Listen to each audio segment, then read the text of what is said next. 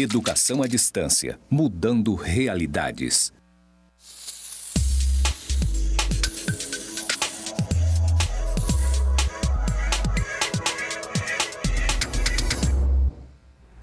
Bom dia a todos, a todas. Sejam bem-vindos, bem-vindas ao início do 4º módulo do nosso curso de formação dos direitos, dos conselheiros tutelares, dos conselheiros de direitos da criança e do adolescente da Amazônia Legal. É uma grande satisfação poder estar aqui com vocês, iniciando mais essa etapa. Nós vamos ter uma semana intensa, uma semana muito interessante. Eu sou a professora Suzy Costa, eu sou especialista em educação infantil, especialista em primeira infância, sou pedagoga, psicopedagoga, trabalho com palestras, com cursos e oficinas e amo contar histórias, como já deu aqui para ver. Eu trabalho muito com a questão da formação de outras pessoas e também trabalho contando histórias. Por quê? Porque as histórias são ferramentas poderosas que nós temos para nos conectar com outras pessoas, em qualquer faixa etária. De 0 a 100, todo mundo gosta de ouvir uma boa história. E aqui nós também vamos conversar, vamos bater um papo e vamos também compartilhar pequenas histórias com vocês para que sirvam de instrumentos, de ferramentas para o trabalho de cada uma de vocês. Estou também muito feliz porque estou representando aqui hoje a Escola de Conselhos dos Direitos da Criança e do Adolescente de Mato Grosso, de Cuiabá. Junto a esses outros 8 estados que compõem a questão da Amazônia Legal, a questão deste projeto. Então, é uma grande satisfação. E também posso estar compartilhando com vocês, em alguns momentos, experiências que nós temos quando nós trabalhamos, e trabalhamos até hoje, são 17 anos, acompanhando uma instituição, uma associação sem fins lucrativos que pertence à rede de atendimento, que tem um foco na primeira infância. Nesse trabalho a gente tem um contato com as crianças, temos os contatos com as mães, desde a gestação até os 6 anos de idade, com as famílias, com outros profissionais que direta ou indiretamente lidam com a questão da criança pequena. Está aí, o marco legal pela primeira infância, que nós, enquanto conselheiros e conselheiras, precisamos estar lendo, e é uma lei que é voltada, então, para a garantia, para a promoção dos direitos da criança bem pequena.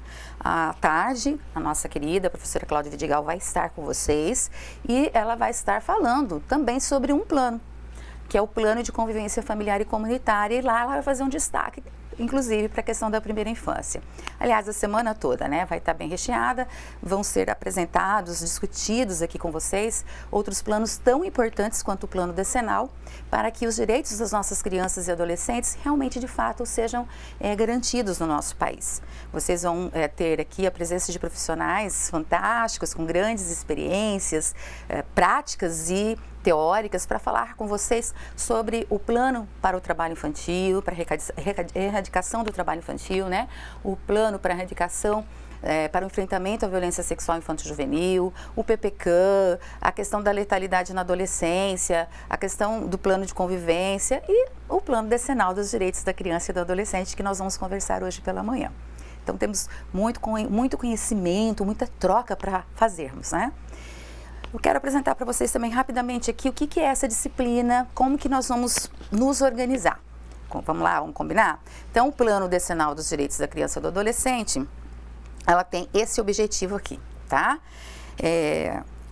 Vamos colocar aqui, de conhecer o marco histórico, da criação do Plano Decenal dos Direitos da Criança e do Adolescente, que é o objetivo da nossa primeira aula, do primeiro momento aqui antes do intervalo, e de rever um breve histórico, sobre o surgimento da infância no Brasil, numa perspectiva histórica que chega até a contemporaneidade. Esse plano, o Plano Decenal, ele tem por objetivo a implementação e o fortalecimento de políticas públicas voltadas para a criança e para o adolescente do nosso país.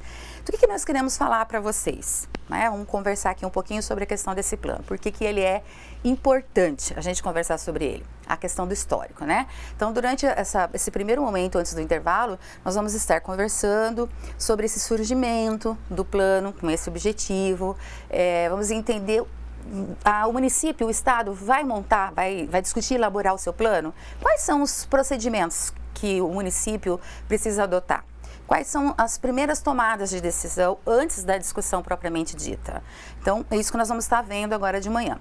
E, logicamente, a gente vai conversar, eu sei que já passaram por aqui, assistir já alguns vídeos de aulas de módulos anteriores, trocas fantásticas ali, maravilhosas, e eu sei que vários professores já comentaram com vocês aqui sobre a importância de nós sabermos um pouco sobre a história da infância e da adolescência. Esse histórico, assim, nesse momento para nós aqui, nós precisamos resgatar no sentido de que quando a infância foi inventada? Você sabia? Você já parou para pensar que essa infância que a gente conhece assim, dessa forma, que muitos têm até saudade, quer voltar, não, quero voltar ao tempo da minha infância, onde não tinha preocupações, onde eu só brincava, chorar era só por conta de um joelho ralado, não é assim que as pessoas dizem? Será que essa infância que nós conhecemos hoje, ela foi sempre assim? E essa infância que você, conselheiro, conselheira, conhece aí na tua prática do dia a dia? Como que é isso? Né? Como que funciona essas diferenças da infância que nós encontramos? E como que foi que a sociedade, especialmente a sociedade brasileira, ela chegou até esse conceito que nós temos e utilizamos aqui no momento para o nosso trabalho? Nós vamos conversar um pouco sobre isso, fazendo um paralelo de que quando há violação dos direitos das nossas crianças, porque em determinado momento elas passam a ser reconhecidas como a infância de direitos, nós vamos ter a necessidade da questão de planos, de políticas públicas que venham efetivar essas garantias que já foram alcançadas para este grupo. Então, por isso é muito importante a questão do plano. O plano ele vai também fazer com que nós, enquanto sociedade, também enquanto sistema de garantia de direitos, a gente possa cobrar, a gente possa orientar os gestores em relação à questão das políticas públicas, inclusive também na questão dos financiamentos dessas políticas públicas, porque não tem como se fazer políticas públicas sem dinheiro, não é assim? Tá? Então, de manhã, nós vamos conversar agora, nesse primeiro momento, sobre estes dois conteúdos. Depois nós vamos para uma atividade nesse percurso, mais próximo aqui do final desse momento. Eu vou estar explicando melhor para vocês como vai ser a atividade que vocês vão fazer aí. E aí nós vamos ter esses 20 minutos, vocês desenvolvem a atividade e nós voltamos para um bate-papo sobre essa atividade. Nós vamos começar com um fórum, tá? Com um debate. Vai ser bem legal, vai ser bem interessante, tenho certeza. Depois que nós voltarmos dessa atividade, desse debate, a gente tem ali um intervalo e nós vamos para o segundo momento, que hoje vai ser um pouquinho diferente, né? Eu não vou estar passando a palavra para a Cláudia, eu continuo e à tarde a Cláudia faz os dois encontros, né? Então nós vamos fechar o módulo, essa disciplina do plano decenal, logo depois desse intervalo. Então nós vamos estar discutindo o que nesse segundo momento, mais outros dois conteúdos. Então o primeiro conteúdo que nós vimos aí é a questão do histórico do plano decenal, a questão do breve histórico da formação da infância, da invenção da infância, e aí nós vamos para a elaboração propriamente dita do plano.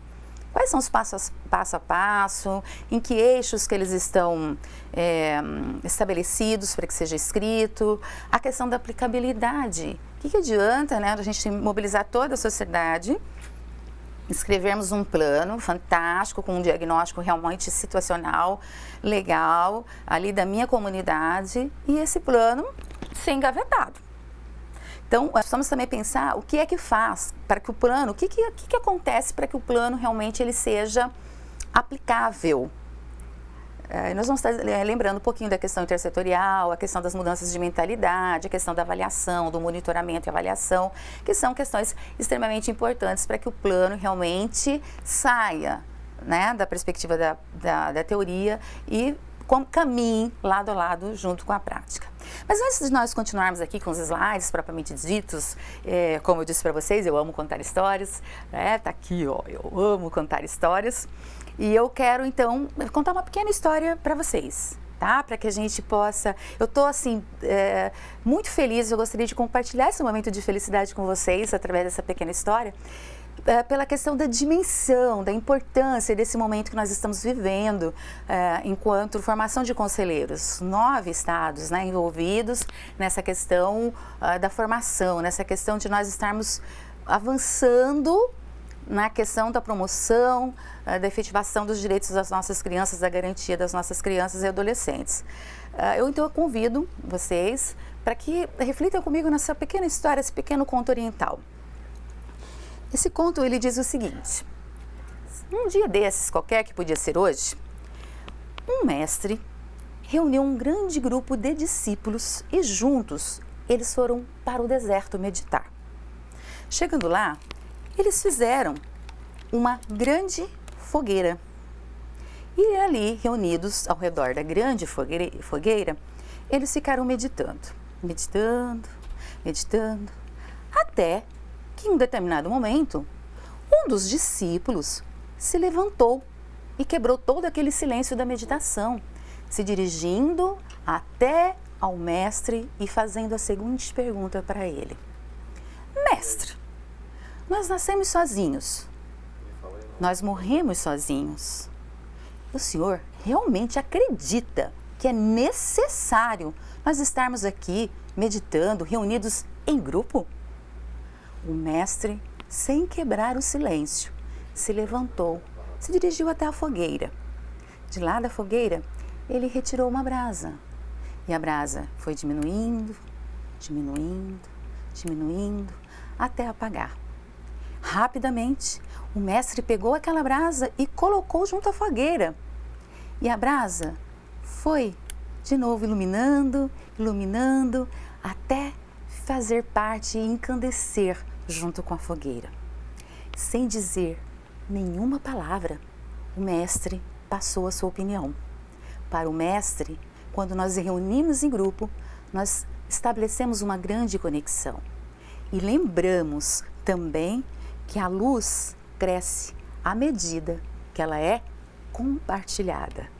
Que maravilha, né? Nós estarmos juntos aqui, podendo compartilhar saberes, porque na verdade, cada profissional que está passando por aqui, nós estamos aqui para compartilhar com vocês e aprender também com vocês. E eu tenho certeza que além das referências teóricas, dos vídeos, das atividades que vocês estão fazendo, das apresentações dos professores aqui, a troca também entre vocês tem sido muito rica, eu tenho certeza. As trocas fazem então com que esse conhecimento de vocês brilhe mais. Então vamos juntos, né? Hoje, a semana toda, cada um com uma brasa, juntos numa grande fogueira, para nós podermos iluminar então a questão do caminho dos direitos da criança e do adolescente, que tem por premissa principal a ética da vida. Então vamos juntos, vamos juntas, né? Já vimos então que o objetivo do plano é fortalecer políticas públicas que já existem voltadas para esse grupo da criança e do adolescente, né? Então nós vamos ver aqui um pouquinho sobre a questão desse histórico. Os parâmetros, né, para a elaboração desses planos, se a gente quiser saber melhor, é só a gente pegar a resolução do CONANDA, a 161, a 171 e a 192, tá? Na 171, nós vamos ver lá todos os parâmetros, todo o passo a passo que você precisa prever, quais são as ações que vocês precisam fazer para que vocês possam, então, prever ações para os próximos 10 anos de trabalhos voltados para a questão da proteção, da garantia, da promoção dos direitos da criança e do adolescente, tá? Todos esses parâmetros, eles se encontram na resolução 171, 161, depois na resolução 171 do CONANDA. É lá que a gente precisa consultar quando o município ou o estado ou os distritos resolvem construir os seus planos, tá? Segundo o CONANDA, a Política Nacional dos Direitos Humanos de Crianças e Adolescentes, elas vão seguir 5 eixos orientadores, tá? O primeiro é a promoção dos direitos da criança e do adolescente. Nesse eixo, a gente gostaria que vocês pensassem um pouquinho sobre essa questão da inclusão e da exclusão. Nós colocamos aqui nesse eixo, promoção dos direitos da criança, como um grande desafio a universalização dos direitos, tá? Na proteção e defesa dos direitos, nós vamos destacar o quê? O que nós teríamos que pensar nesse eixo? Nesse eixo, nós já vamos pensar nas crianças que já têm os seus direitos, já estão violados, já foram violados. Então, o que vai acontecer? Nós vamos pensar, né, nessa questão e o que nós vamos fazer enquanto sociedade, que providências nós vamos tomar para esses que estão com seus direitos violados.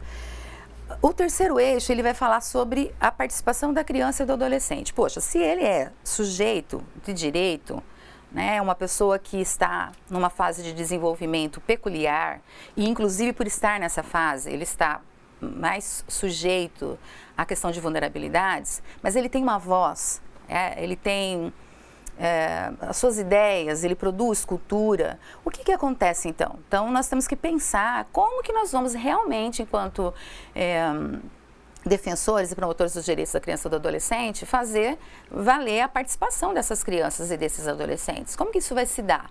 O seu município tem grêmios estudantis? As crianças e adolescentes são chamados para participar do Conselho Municipal dos Direitos da Criança e do Adolescente? Como que estão funcionando fóruns?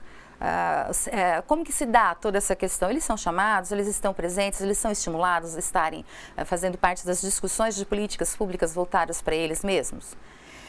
O quarto eixo é a questão do controle social da efetividade dos direitos. Quais são os instrumentos que nós estamos tendo? Como que nós estamos trabalhando para que seja de fato, o controle social aconteça de fato?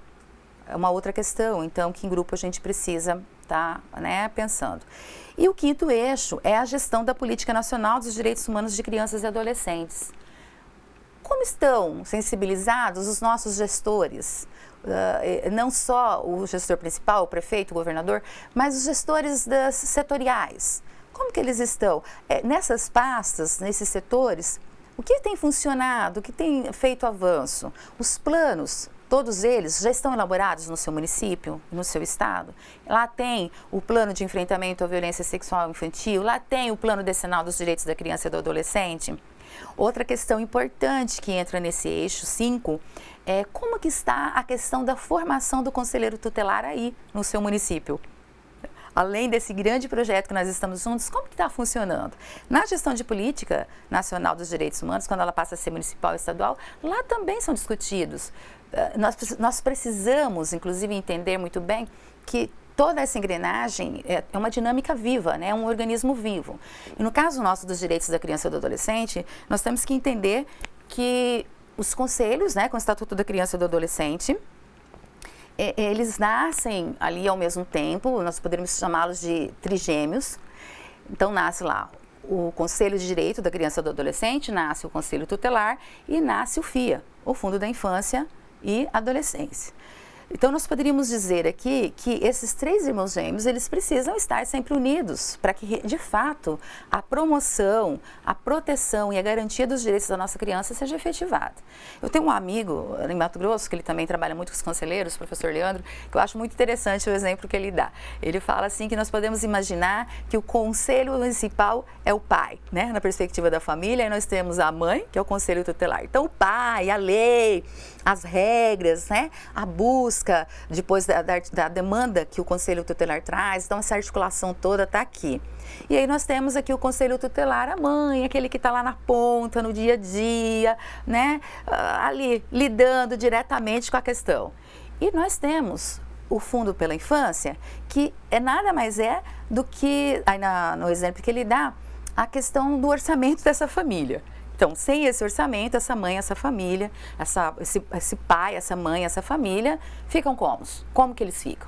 Então, muitas vezes, a gente tem escutado nos lugares que nós temos passado, em Mato Grosso do Sul especialmente, a gente escuta, não sei se acontece nos estados de vocês, mas assim, muitas pessoas falam da fragilidade de alguns conselhos municipais, que é muito rotativo. E uma das formas de nós pensarmos como a gente resolver essa questão é justamente todos nós, Conselho Tutelar, Conselho Municipal de Direito, todo o sistema de garantia, toda a questão da gestão, a gente pensar sobre os financiamentos para as políticas públicas. Então, onde há dinheiro, nós temos certeza que vai ter ali o grupo imbuído para poder organizar e trabalhar com esse dinheiro em prol daquela causa para a qual ele foi arrecadado. O fundo, ele é extremamente importante. Lembre-se, não se faz políticas públicas sem dinheiro, tá? Então, nós temos que estar lá, conselhos de direito, conselhos tutelares, o Fundo pela Infância e Adolescência, caminhando lado a lado. Cada um tem a sua função específica, não se cruzam, mas caminham paralelamente em prol de um objetivo final comum, que é a nossa criança e o nosso adolescente. Então, vamos só aqui relembrar rapidamente aqui, o que nós já conseguimos ver. No conteúdo 1, então, esse plano decenal, ele nasce de uma série de discussões no início do ano 2000 ali. Quando, em 2011, o CONANDA faz o quê? Ele efetiva, tá? Ele aprova o plano decenal dos direitos da criança e do adolescente. E aí, quando esse plano é aprovado, depois de uma série de discussões, nós vamos então para que campo? Nós vamos para o campo de orientar os outros municípios, os distritos e os estados para que eles tenham os seus próprios planos. Nessa própria questão da resolução, lá nós vamos ver que antes da gente começar nas discussões, propriamente dita, nós precisamos trabalhar com a formação de um comitê intersetorial. Como que esse comitê intersetorial, quem que compõe esse comitê intersetorial, quem é que vai coordenar as discussões da elaboração.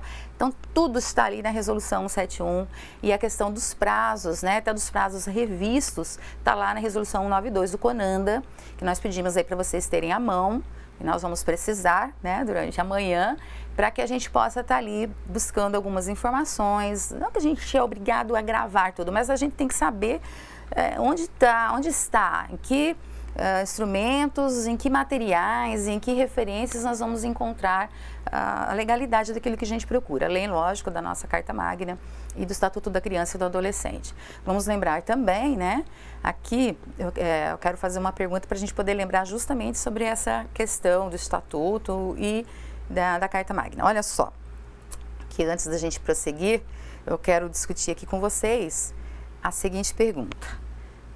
Por quê? Nós ainda precisamos de um plano decenal para a defesa dos direitos humanos de crianças e adolescentes. Por quê?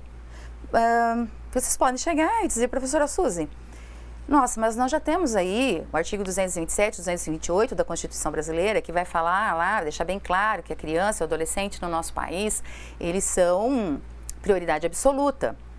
Nós temos, inclusive, lá nesse artigo 228, falando quais são os direitos essenciais dessa criança e desse adolescente no nosso país. Nós temos a Convenção Mundial dos Direitos Humanos da Criança, nós temos aqui no Brasil o Estatuto da Criança e do Adolescente.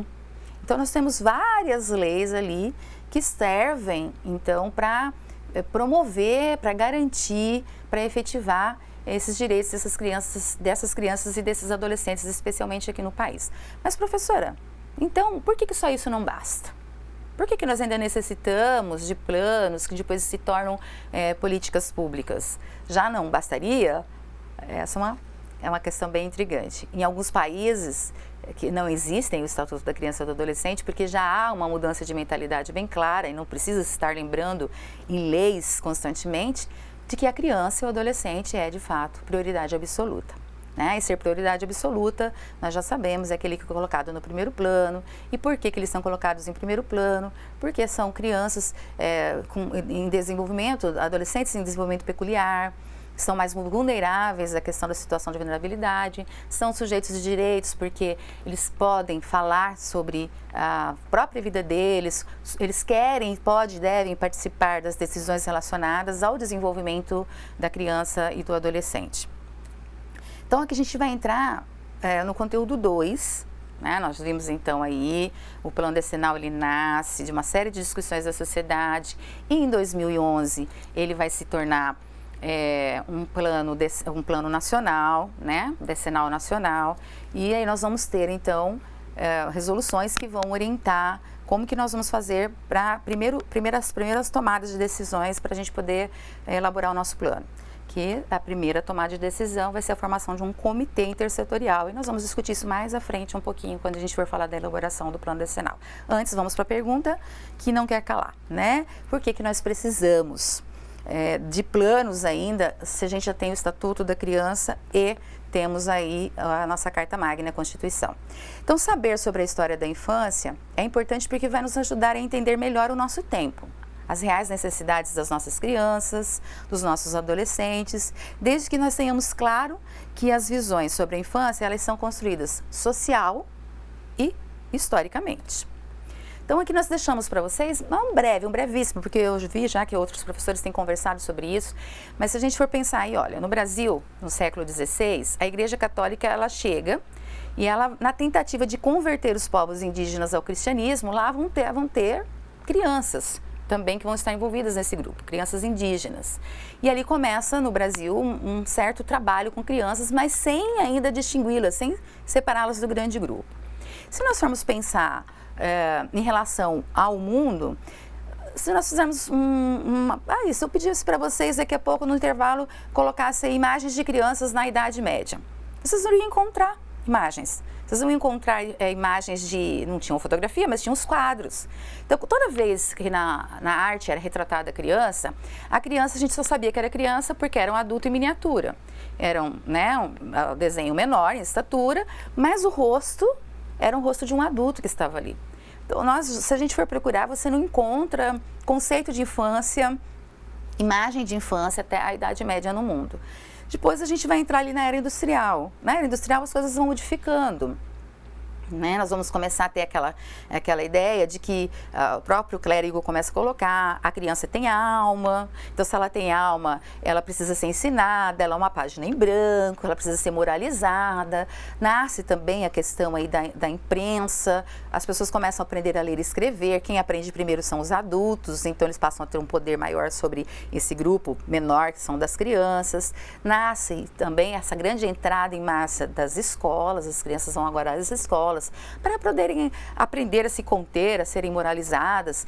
E nessa época, se vocês conversarem aí com alguns dos nossos antepassados, avós, alguns pais, a gente vai ouvir que como era, funcionava assim, se a criança não andasse daquela forma, tinham-se os castigos físicos que eram praticados tanto em casa quanto nas escolas. E esses castigos muitas vezes levavam até o infanticídio, principalmente nas famílias.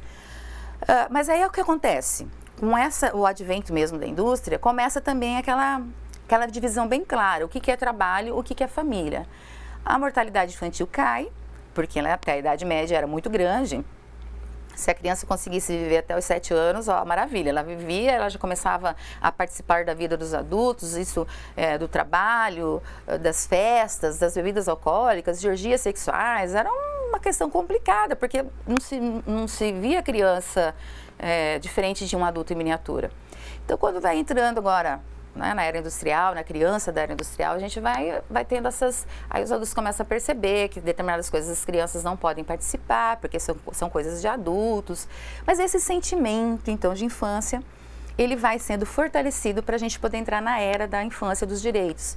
E um dos grandes percussores da era da infância e dos direitos são as novas ciências. Olha só, a pedagogia, a psicologia e a psicanálise. Juntos, eles vão começando, então, a fazer um estudo sobre essa criança, sobre esse adolescente, e vão trazer que informações para nós? Vão nos lembrar, então, que esses seres, eles realmente se desenvolvem de uma forma diferente, e não é só o fato da gente saber que eles se desenvolvem diferente. Nós precisamos entender que a qualidade do desenvolvimento deles é que vai fazer diferença para a vida deles no presente e no futuro. Então, se nós quisermos uma sociedade melhor amanhã, nós precisamos ter crianças melhores hoje, adolescentes melhores hoje.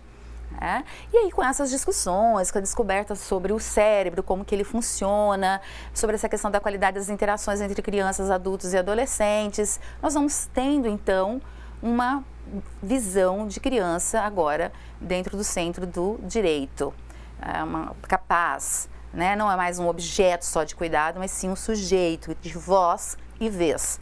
E aí, então, nós entramos na era dos direitos, que é consolidada aqui no nosso país, com a nossa Constituição de 88, com o Estatuto de 90, e depois com essas séries de avanços na questão das políticas públicas, tá? Então, nós deixamos aí para vocês também o que acontece lá no século XVII, no Brasil colônia.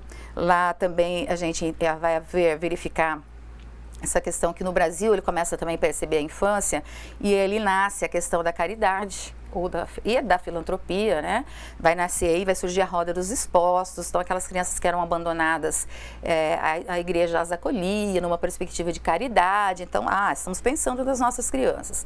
Em 1726 vai ser criada a primeira Casa dos Expostos, em Salvador, e em 1979 é criado o Código dos Menores. Então, a gente chega ali, nós pegamos na questão da caridade, passamos depois para a questão da filantropia, e aí nós chegamos aqui agora na questão de olhar para a criança no nosso país, pensando já nas crianças, nos adolescentes que já cometeram um ato infracional. Como que nós íamos tratá-los, resgatá-los para dentro da sociedade. Em 88, nasce então a Constituição Federal, e a partir dos artigos que nós já colocamos, 227 e 228, a gente tem então um sistema de proteção inspirado diretamente na doutrina da proteção integral. E aqui, como a gente já disse, nasce o Estatuto da Criança e do Adolescente, nasce também a função aqui da maior parte de vocês, né? Conselheiros tutelares, conselheiros de direitos, e também nasce as normativas que nós temos para a gente poder gestar um fundo da infância e adolescência. Juntos, né? Esses irmãos trigêmeos, ou esse pai, essa mãe e esse orçamento, juntos, eles têm um forte papel dentro da sociedade brasileira na promoção e na garantia desse grupo, né, que nós estamos falando aqui, de crianças e adolescentes. Então, ser criança hoje, gente, perante a lei, é ser reconhecido realmente como um sujeito de direito, que tem seu tempo de ser criança, que produz conhecimento, que produz socialmente, culturalmente, que se constrói nas suas relações com outras pessoas, que se constrói nas interações com outras pessoas, que se constrói nas relações com os objetos, com o espaço onde ele está, e que tem a ver também, gente, com a questão não só do lugar onde ele está, mas da história de onde ele está, e também tem a ver com a situação econômica de onde ele está. Todas essas questões, elas influenciam. Então, é muito importante que você, conselheiro, conselheira aqui presente na nossa aula, pense nos filhos da sua cidade. Vamos pensar aqui nos filhos de Porto Velho. Como que nasceu essa cidade? Quem que chegou aqui primeiro? Quem que desbravou para que as pessoas que moram aqui ou que já nasceram aqui pudessem estar aqui? Esse trabalho de resgate da questão da história dos nossos antepassados, esse resgate da questão da gratidão, esse resgate de sabermos que todo caminho ele tem um percurso, ele tem uma trajetória que muitas vezes não foi tranquila. Muitas vezes esses nossos antepassados, essas pessoas que fundaram, essa cidade de Porto Velho, a sua cidade, a minha cidade, essas pessoas passaram por percursos complicados, momentos muito difíceis, de tomadas de decisões muito difíceis, e com certeza eles fizeram o melhor que eles poderiam fazer.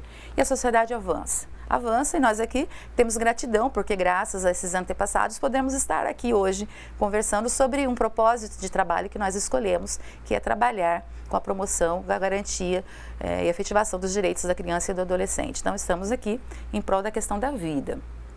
Para a gente ter essa gratidão, para a gente poder entender o nosso percurso, entender o nosso propósito, qual que é o seu propósito? Você já parou para pensar no seu propósito de vida? Pois bem, então quando nós paramos e temos isso claro, fica muito mais fácil a caminhada.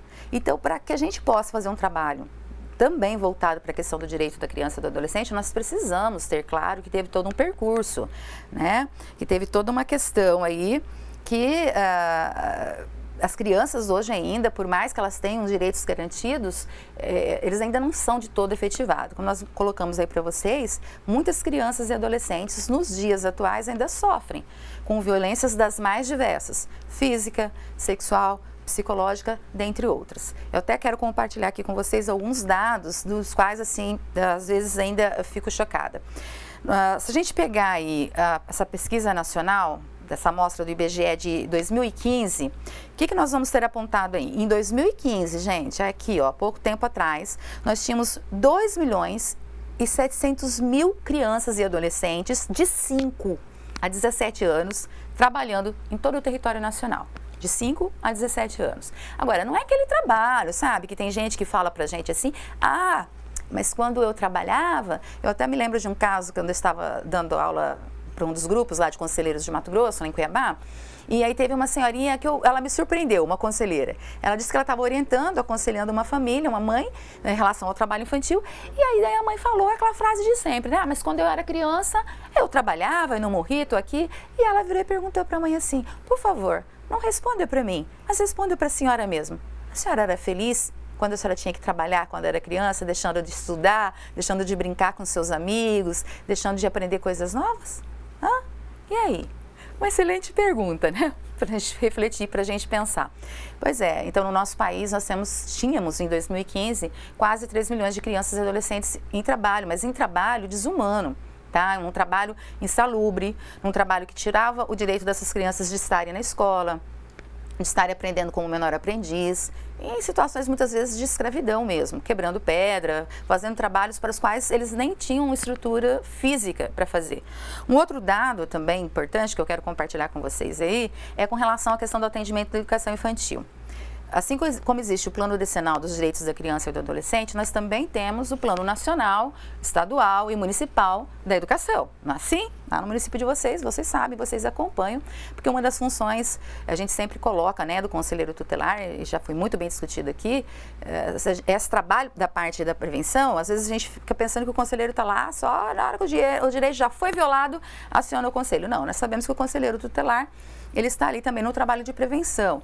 Ele que faz aquelas visitas em todas as organizações que tem no município dele, sejam associações não governamentais, sejam espaços governamentais, as escolas, o centro de referência, por exemplo, aquele projeto social bacana que tem daquela instituição.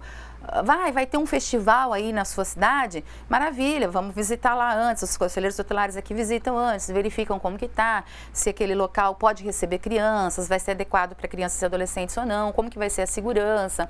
Tem toda essa questão desse trabalho preventivo que nós fazemos, não é assim? Enquanto conselheiros tutelares. Então, o conselheiro tutelar é aquele que está lá na ponta, ele está lá fazendo aquela articulação de ponta e é ele que vai trazer todas as demandas, as violações, as necessidades que acontecem no município dele para o Conselho Municipal, para que o Conselho Municipal, então, ele possa acionar a questão da legalidade no cumprimento das leis, né, que nós já temos para as crianças. É lógico que também o Conselho Tutelar, quando o direito já é violado, também vai acionar a questão legal que nós temos aí, né, na questão de todo esse processo de legalidade relacionado à Delegacia dos Direitos da Criança e do Adolescente, enfim. Mas as demandas, elas precisam ser levadas para o Conselho Municipal, porque o Conselho Municipal, ele é o articulador depois das políticas públicas, daquilo que vai garantir tomadas de decisões importantes em questões de leis, para que aquelas violações também deixem de acontecer. Até ouvi o professor Francisco, que estava falando aqui sobre a mediação de conflito, e na mediação de conflito, por exemplo, nós precisamos ter outros profissionais envolvidos, porque por mais que o conselheiro ele comece a fazer uma mediação de conflito, tem casos que nós precisamos de outros parceiros, de um psicólogo, por exemplo. Então a gente vai levando, lá no meu município, nós precisamos. Para onde a gente vai levando essas demandas? Para os conselhos, e os conselhos vão então buscando formas legais para aquela situação ser reorganizada e rearranjada. Então, nos planos nacional de educação, a gente vai ver um outro dado aí, que é bem importante. Com relação às crianças pequenas de 0 a 3 anos. Isso também me preocupa muito, porque a minha especialização dentro da área dos direitos da criança é os direitos da criança pequena, na primeira infância. Tá? E com relação, existe um plano nacional que ele estabeleceu uma meta que agora, em 2020, a gente tivesse mais de 70% das crianças de 0 a 3 anos sendo atendidas em creches. E nós chegamos em 2016 com somente 30%. Nossa, ainda falta muito, né? Somente com 30% de atendimento desse grupo etário frequentando creche. E qual que é o problema, gente? A creche, ela é um direito de todas as crianças, né? De todas, independente de credo, independente de situação financeira, tá? Ela é um direito de toda criança, garantido para toda criança. E muitas vezes é tão somente na creche que ela vai ter acesso a bens culturais, como livros, brinquedos de qualidade, leituras, contação de histórias, acesso à escrita e também até, inclusive, acesso a uma boa alimentação. Então, às vezes a gente fala assim, olha, a criançada não tem que trazer educação de casa, mas de que família, de casa que nós estamos falando? Da minha, como parâmetro? Da sua? Então, a gente tem que tomar muito cuidado, porque muitas vezes nós, graças a Deus, podemos levantar, tomar um bom café, junto com a nossa família ou não, mas a gente toma um bom café, se alimenta e vai trabalhar. E muitas crianças que chegam na escola, a única limitação que elas vão ter, talvez, no dia todo, seja aquele lanche ou aquele almoço que ela faz antes dela ir embora. Então, nós precisamos pensar muito nessas questões. Falta muito para que o direito de acesso universal à creche seja garantido. E eu tenho certeza que muitos de vocês que estão aí já tiveram problemas enquanto conselheiros tutelares em relação à falta de vagas nas unidades de educação infantil 0 a 3, né?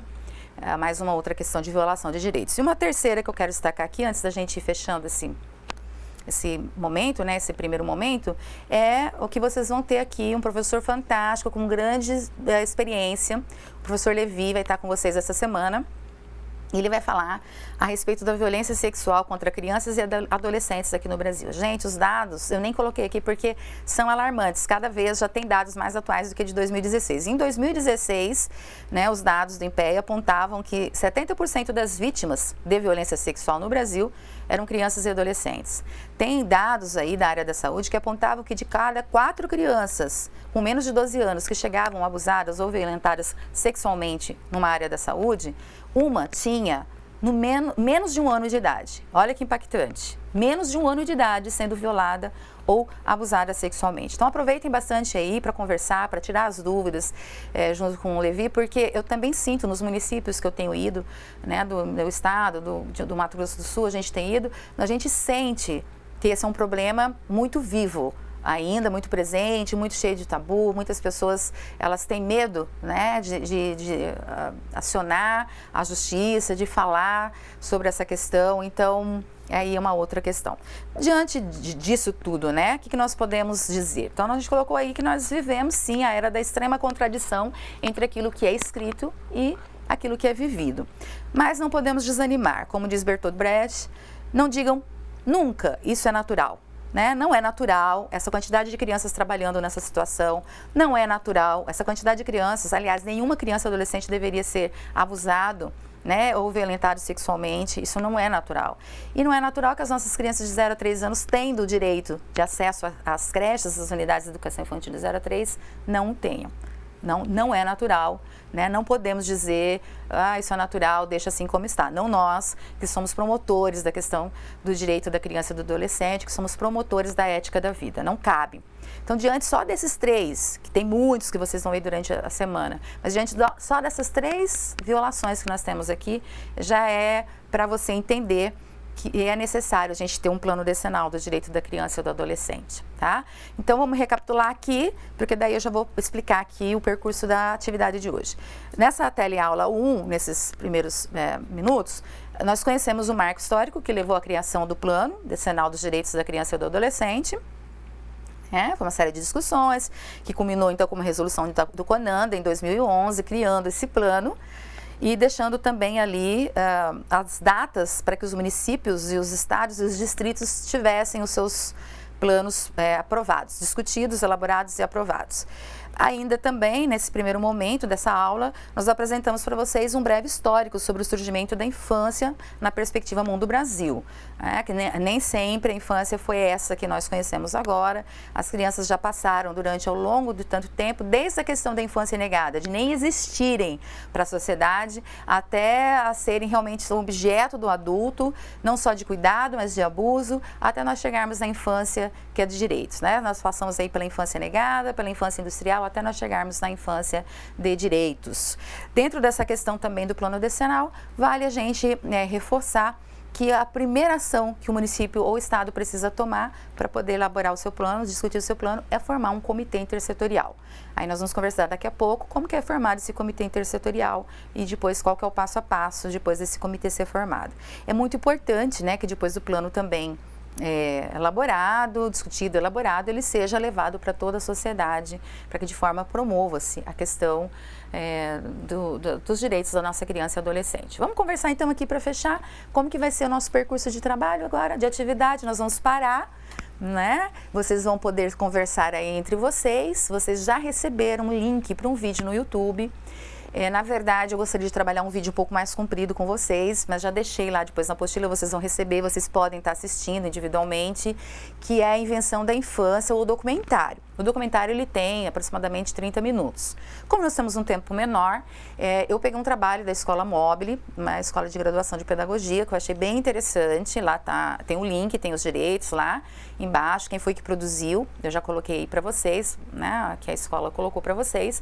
Vocês vão assistir esse vídeo, que é curto, ele não tem nem 10 minutos, e vocês vão fazer um debate, por gentileza, com foco em 2 pontos principais, tá? O primeiro foco é a partir do vídeo, como que é colocada essa mudança, esses diferentes conceitos de infância, que aí no caso a infância negada, a infância industrializada e a infância de direitos. E uma outra questão que eu gostaria que vocês conversassem, a partir também até das próprias experiências que vocês têm, qual é o fator, diante da exposição desse vídeo, o que vocês percebem que é o fator que nos leva a ter que elaborar, além de termos a Carta Magna, além de termos o Estatuto da Criança e do Adolescente, por que nós temos que ter, então, planos e políticas públicas voltadas para a nossa criança e adolescente? Qual que é o fator que vocês percebem aí no vídeo e também com a prática do dia a dia de vocês que nos levam à questão da criação do plano? Tá?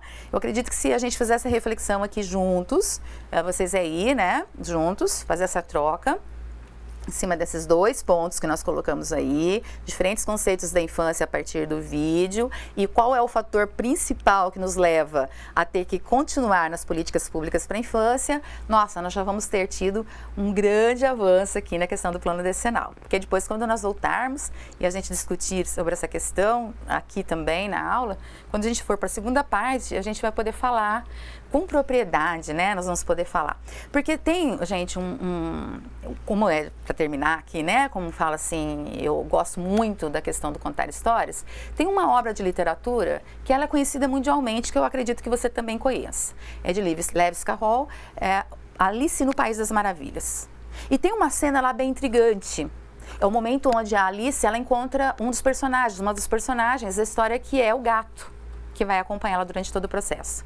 E chega naquele momento de encontro, quando a Alice encontra o gato, ela faz a seguinte pergunta para o gato, né? Ela pergunta para o gato para onde vai aquela estrada que ela está vendo. E o gato responde para ela, mas para onde você quer ir, Alice? E aí a Alice responde, eu não sei, eu estou perdida. Então o gato diz assim, para quem não sabe para onde vai, qualquer caminho serve. Isso não é o nosso caso, né? Todos aqui, todas nós, temos que ter claro onde nós estamos e onde nós queremos chegar. Qual é o caminho que nós precisamos percorrer para a gente poder, né, estar promovendo, defendendo o direito da nossa criança e do nosso adolescente. Não vamos, né, fazer como a Alice. Não cabe para nós a resposta do gato, né? Para quem não sabe para onde vai, qualquer caminho serve. Nós sabemos sim, tá? Então daqui a pouquinho nós vamos nos encontrar e depois desses 20 minutos de bate-papo, eu vou estar sentando ali, vocês vão mandando perguntas, vão mandando a resposta primeiro daquilo que vocês fizeram e nós vamos conseguir aqui nos organizar para poder estar conversando com você, tá? Até aqui tem sido uma grande satisfação, quero agradecer a oportunidade mais uma vez, lembrarmos, né, que a luz, quando ela está junta, ela fica maior, ela é compartilhada, vamos continuar então crescendo juntos e compartilhando luz, tá bom? Então, daqui a pouquinho a gente se encontra.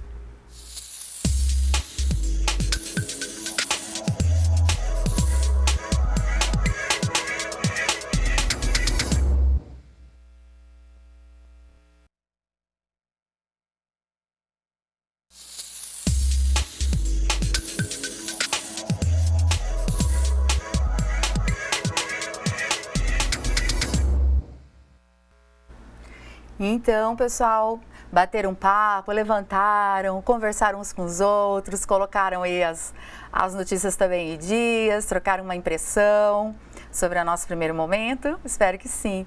Olha só, estou bastante feliz, quero registrar aqui, estou olhando no grupo nosso, no grupo dos tutores e cursistas, já agradeci.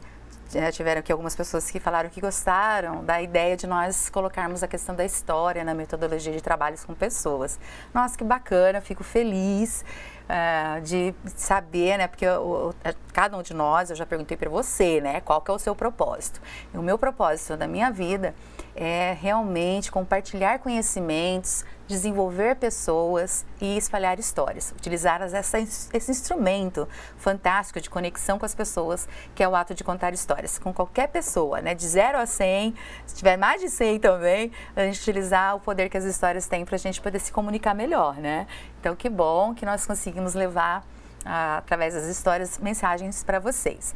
Nós estávamos olhando aqui, pelo YouTube, perguntas, e tem uma aqui que a gente eu vou adiantar, mas a gente já ia responder na sequência, né? Depois que nós tivermos, depois desses 30 minutos, a gente tem aquele intervalo de 20 minutos e aí nós voltamos para o conteúdo 3 e 4, para fechar esse modo, essa disciplina, tá?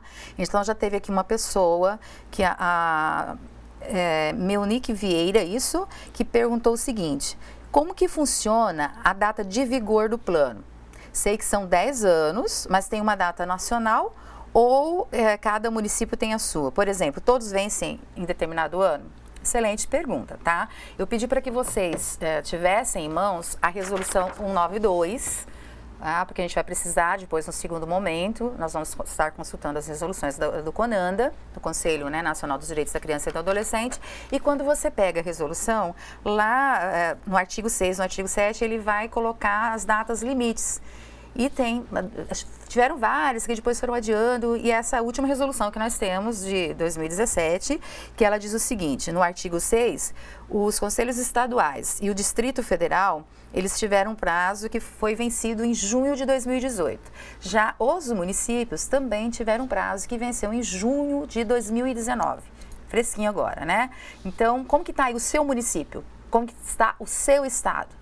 Já elaboraram o Plano Decenal dos Direitos da Criança e do Adolescente? Então, agora nós precisamos ver aí junto ao CONANDA como nós vamos fazer com os municípios e com os estados que não fizeram o primeiro decênio. Vamos começar agora do zero, vamos começar para alguns, como o Paraná, que foi pioneiro.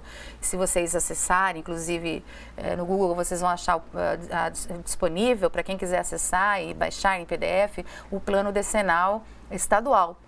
Plano Estadual Decenal dos Direitos da Criança e do Adolescente do Paraná. Ficou um primor. Aliás, hoje a gente encontra de vários municípios e de vários estados disponíveis como diretrizes, né? Porque não adianta, lá na parte da ação não tem como você copiar igual, porque a ação, ela é a ação voltada para o diagnóstico, para as necessidades do seu município e do seu estado, tá? Então, espero, meu Nick, que tenha respondido. Tem um prazo que é para todos, e esse prazo para os municípios foi junho de 2019.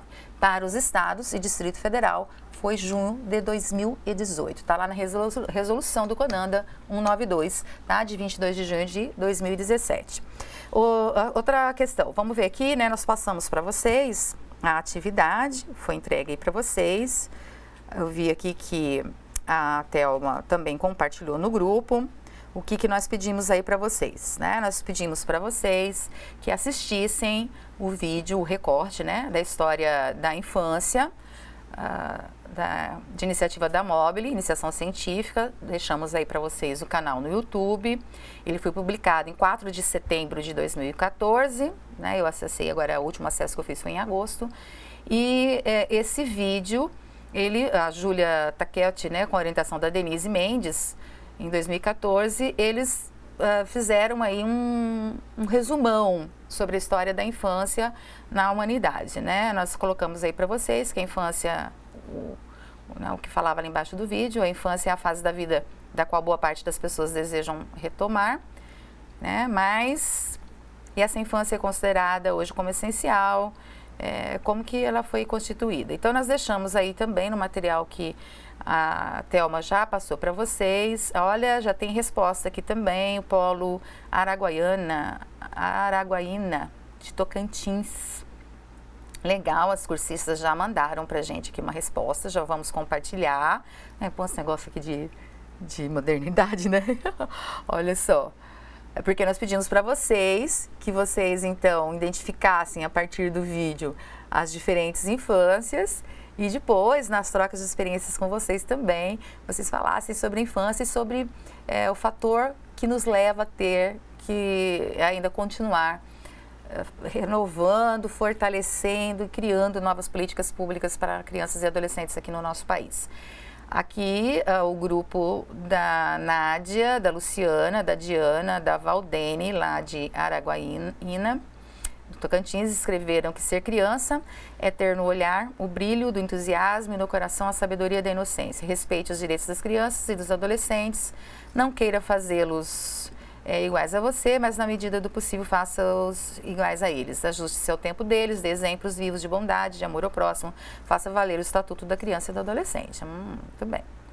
Eu quero depois chamar uma atenção aqui para vocês, para esse grupo, tá? É uma provocação para vocês e para mais outras pessoas. Essa ideia, né, de que as nossas crianças, elas têm uma inocência, tá? O que vocês entendem por essa questão da inocência? De onde, em que dado momento da história da invenção da infância, da criação da infância, nasce essa ideia. Sabe por quê, gente? Eu peço para vocês e faço essa provocação. Porque muitas vezes em cursos que eu já estive em vários municípios trabalhando, algumas pessoas vinham com essa ideia, lembrando da criança só nessa... Não que ela não tenha inocência e não que ela não tenha sabedoria. Não é isso que eu quero dizer. Mas eu quero dizer para vocês que ela é mais do que isso. Não sei se tem aí nos polos hoje alguma pessoa que além de ser conselheiro foi ou é professor.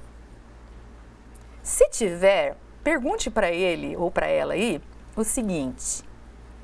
Fale assim para ele, professor, professora, feche os olhos e em 1 minuto, menos de 1 minuto, fale o nome de uma criança ou de um adolescente que seja assim, totalmente o avesso do que é bom, do que é puro, do que é criativo, do que é lúdico, enfim. Eu tenho certeza que vai ter alguém aí para falar o nome de um anjo, que a gente fala, de um super anjo aí, com qualidades que fogem à questão da inocência e da sabedoria. Então, nós precisamos olhar para as nossas crianças e para os nossos adolescentes como seres humanos em construção. Eles também sentem raiva, eles também sentem alegria, eles também sentem desejo, não é? Então, assim, querem, desejam coisas, têm sonhos, produzem cultura. Então, eles não são só aquelas coisinhas para serem cuidadas. Nós precisamos, lógico, eles precisam de cuidados essenciais porque eles estão numa situação de crescimento e de desenvolvimento sujeitos à vulnerabilidade maior do que o adulto, tá? Mas vamos lembrar bem, quando nós colocamos essa frase, que a criança, ela não é só esse ideal.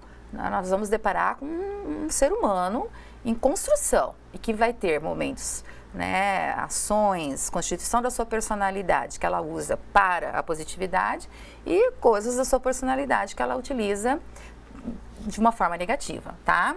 Então, vale a pena a gente sempre lembrar disso, mas vamos juntos, sendo conselho, fazendo valer o estatuto. Muito bem. Ainda Araguaína, a Nádia, a Luciana, a Diana, elas continuaram aqui. Olha que interessante, gostei.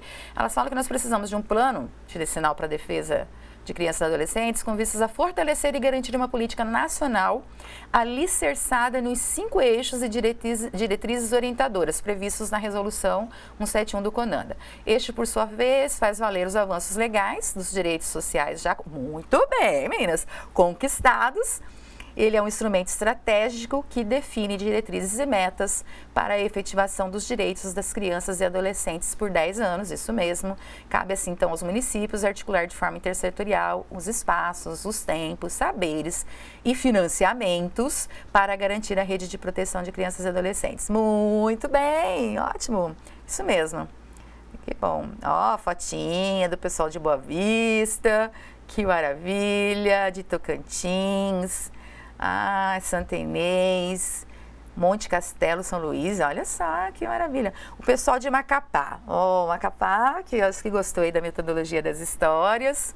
Legal, vamos ver o que as meninas falaram, o que o grupo colocou aqui. As meninas e os meninos, né? Porque nós temos muitos conselheiros de direito, conselheiros tutelares também, homens. As meninas colocaram aqui, colocar já aqui a resposta, elas lembraram que no início das civilizações as crianças não eram tratadas como seres humanos, eram filhos de escravos, a criança era vista como um animal, não possuía direitos, e com o surgimento da Revolução Industrial as crianças começaram a trabalhar e também a estudar, né, gente, juntamente nas fábricas, juntamente com mulheres, para assim completar o salário da família.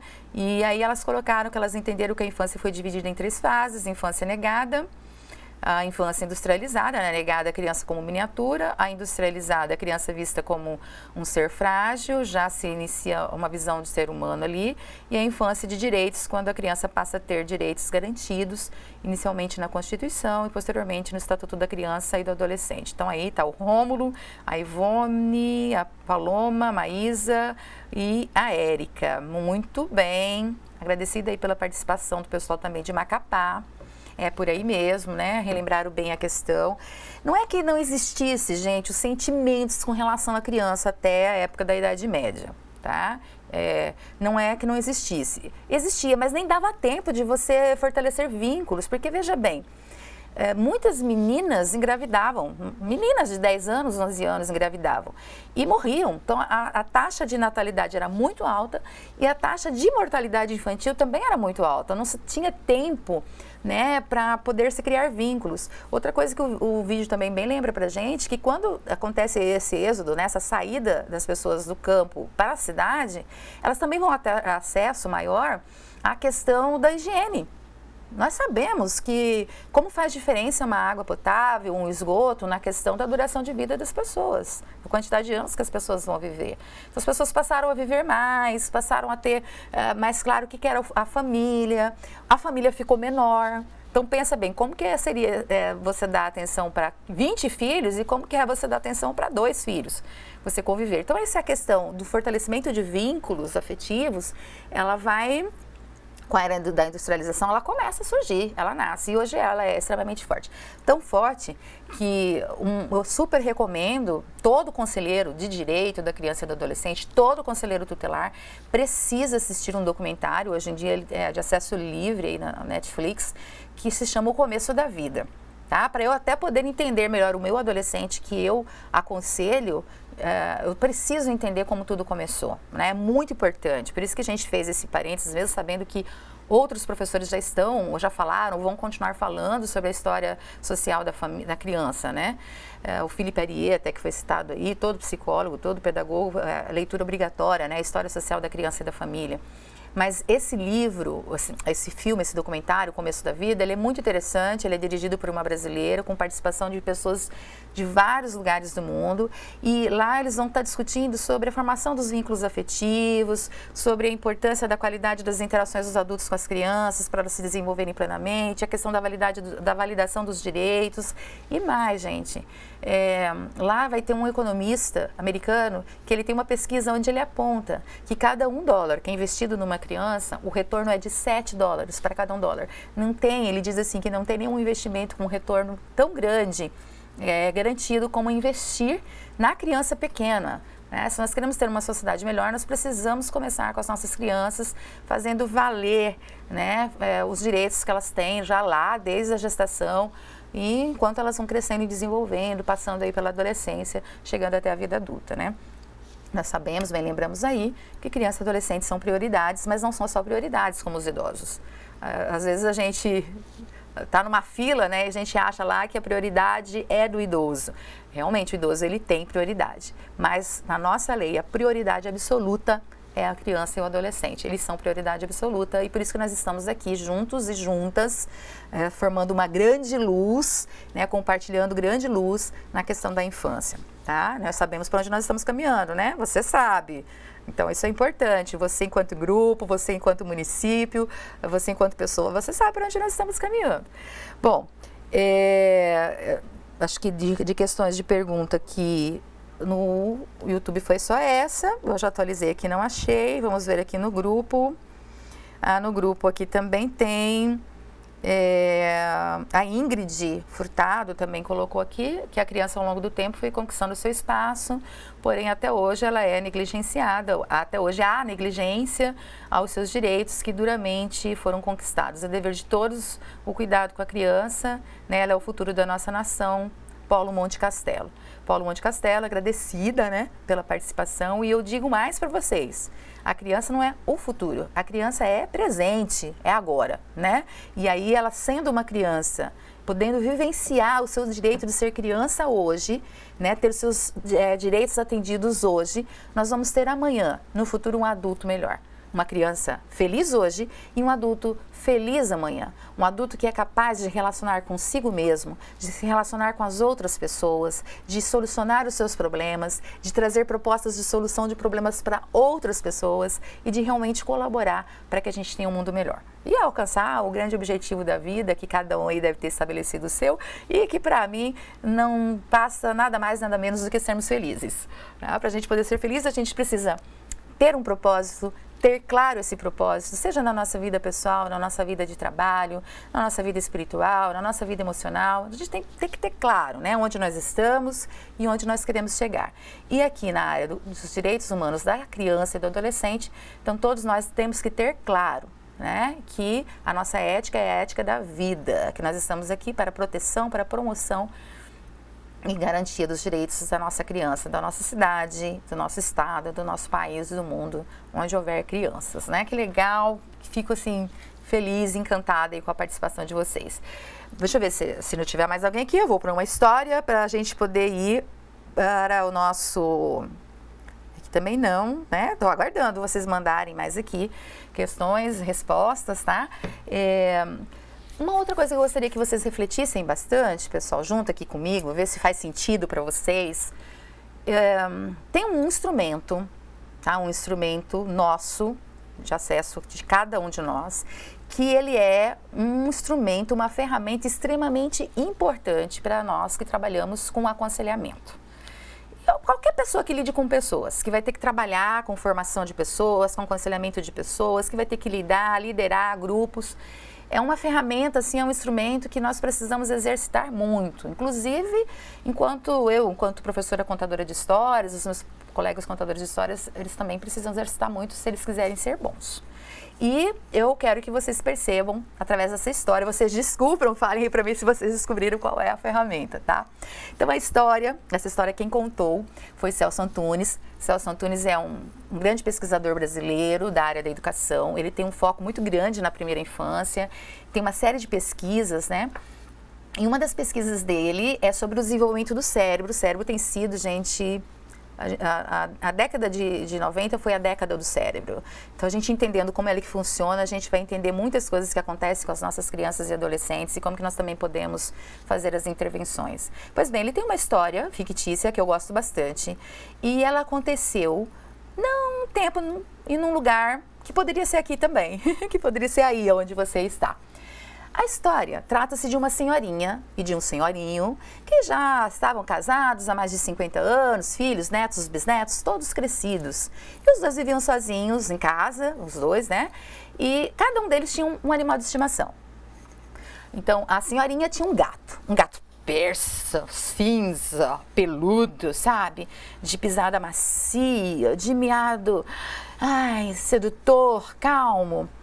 Já o senhorinho tinha um papagaio que vivia numa árvore ao lado da sala, da janela da casa da senhorinha, do senhorinho. Gente, pensa num papagaio intrometido. Como diz o povo lá da minha cidade, futiqueiro, fofoqueiro, sabe? E a senhorinha detestava o danado do papagaio. Mas amava o gato. E ela dizia assim, meu Deus, o senhor é maravilhoso, né? Fez tudo tão certo. Mas uma coisa, meu Deus, uma coisa o senhor esqueceu de planejar bem. O senhor deu a voz para esse bicho asqueroso que é o papagaio. E para o meu gato maravilhoso, a mudez. Pai, como o senhor pode fazer isso? Como se meu gato pudesse falar, olha, esse meu gato, ela falava para as pessoas, se teve outras vidas, esse meu gato aí, ele foi um gato de um faraó. Gato de um rei. Olha como que ele pisa, olha como que ele mia. E ela era encantada pelo gato. Mas, passado algum tempo, o ciclo da vida fecha, né? E o ciclo do senhorinho fechou. E ele faleceu. Aí passou-se os dias primeiros de luto, passou-se a missa do 7º dia, e a senhorinha foi decidir, então, o que ela ia fazer com os apetrechos do senhorinho. E ela estava lá resolvendo, de repente, ela viu o papagaio, ela olhou pela janela e teve uma ideia. Agora você me paga, papagaio. O seu dono não está mais aqui. Eu vou pensar um jeito de me vingar de você. E ela ficou pensando, até que ela teve uma ideia. Eu vou matar esse papagaio. Faço um guisado dele, dou pro gato. Vai que o gato fala. Gente, o gato pensou em gatez quando ouviu aquele absurdo, assim, os pelos dele todo arrepiou, né? Mas olha, a vontade dela ouvir o gato falar era tão grande que ela fez, gente. Pegou o papagaio, matou, depenou, fez um guisado e ofereceu para o gato. Só que o gato, muito fino, né? Todo assim, gato que parecia gato de um rei, não quis comer. Aí ela falou assim, seu danadinho, se você não comer, eu sei que você não mexe no lixo, você vai ficar sem comer até a hora que você comer. Esse guisado. Mas ele não era só assim, porque era um guisado, sabe? O gato pensava em gatez. Gente, como eu vou comer aquele que outro dia foi meu amigo? Não. Só que passou um dia, 2 dias. No 3º dia, o gato já estava assim, a capa do Batman, né? De fino, de fome. E ele foi lá e comeu o guisado. aí lá tava a senhorinha, né, crochetando, eis que de repente ela escuta uma voz. Corra, o telhado vai desabar! Crindos, pai, cruz credo, meu Deus do céu! Olhou pela casa, televisão desligada, rádio desligado, não tinha nada. Ah, deve ser minha imaginação. Sentou mais uma vez, crochetando. Corra, o telhado vai desabar. Ai, Senhor, meu Deus do céu. Ai, meu Jesus Cristo, minha santinha. O velho deve ter descoberto que eu matei o papagaio. Deve estar bravo. Ai, meu Deus. Vou pra santinha, vou fazer umas orações. Chegou lá, rezou não sei quantos Pai Nosso, quantas Ave Maria. Rezou foi um terço. Ó, pedindo perdão pro velho. Ai, meu velho. E aí voltou a sentar para crochetar. Quando ela estava lá crochetando, fazendo o crochêzinho dela mais uma vez. Corra, o telhado vai desabar. Quando a senhorinha olhou assim, gente, pela direita dela, pela janela lá da sala dela, onde do lado de fora ficava a árvore onde o papagaio morava, quem ela viu sentado no parapeito da janela? Hã? Muito bem. Muito bem para você que falou que era o gato. O gato siamês, fofo, bonito, cinza, olhando para ela. E ela chegou mais perto e o gato, corra, o telhado vai desabar. Gente, uhul, maravilha. Ai, meu gato tá falando. E o gato, corra, o telhado vai desabar. Ai, que voz linda, ai, que voz maravilhosa. Gente, eu tenho que falar para todo mundo. Olha, a voz dele é a voz de um príncipe, é a voz de um rei.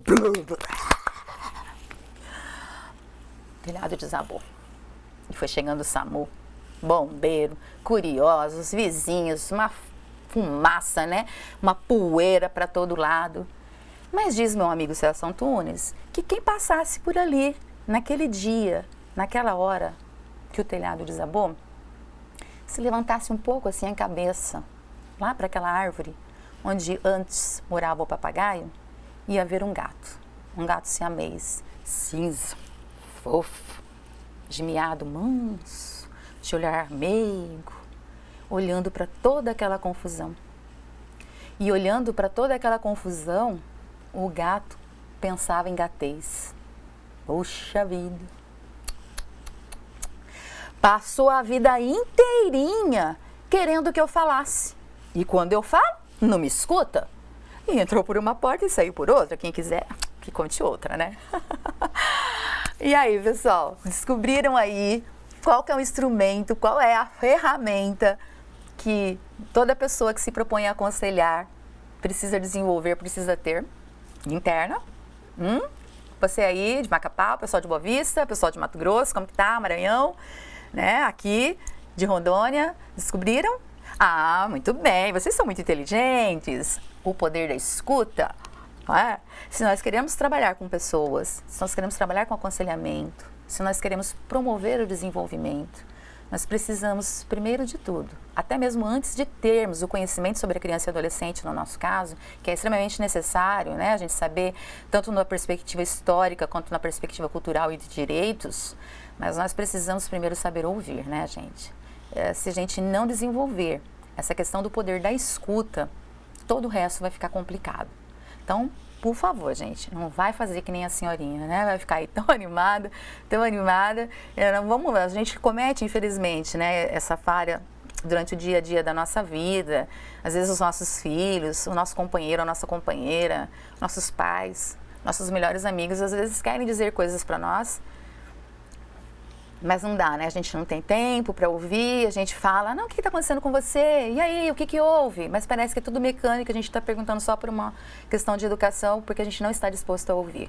Então, assim, como contadora, né, de histórias, a gente sempre diz isso.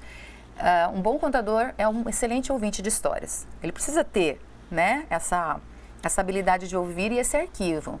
E para nós sermos bons conselheiros, seja de direitos, seja de conselheiros tutelares, para nós trabalharmos dentro do sistema de garantia dos direitos da criança e do adolescente, nós precisamos também sermos excelentes ouvintes.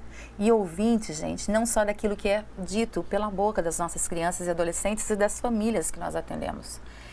Além, né, nós escutarmos o inaudível, aquilo que não é falado pela boca, mas que a criança, que o adolescente, que a família fala através de ações, através de uma agressividade, através de um choro, através de um grito, através de um silêncio. Né? Então, a gente tem que desenvolver essa capacidade de escuta que é uma escuta que vai além dessa oralidade, tá? Isso eu convido vocês a essa reflexão, essa importância.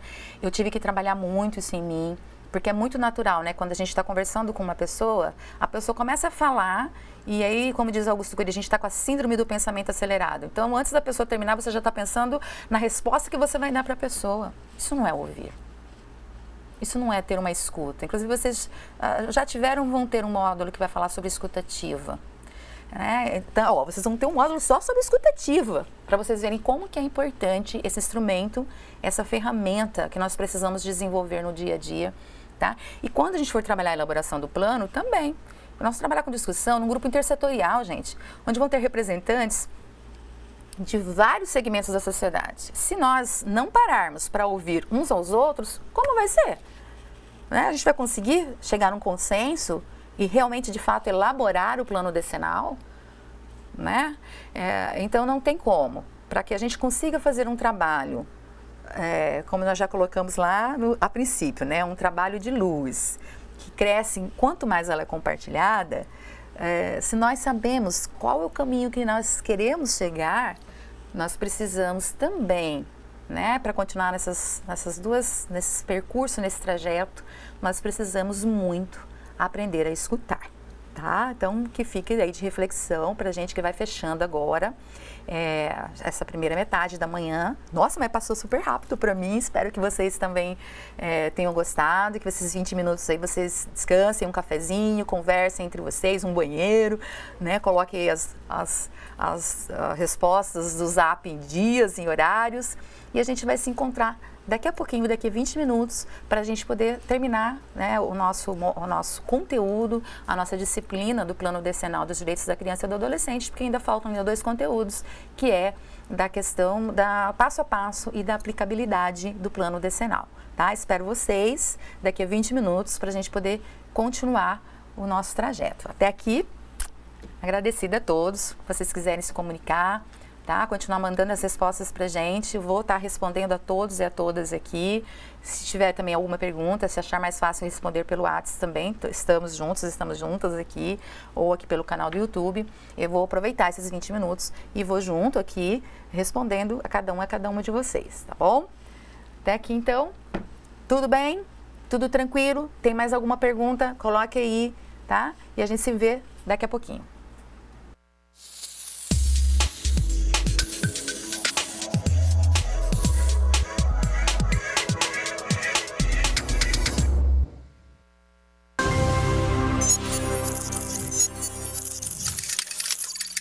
Educação à distância, mudando realidades.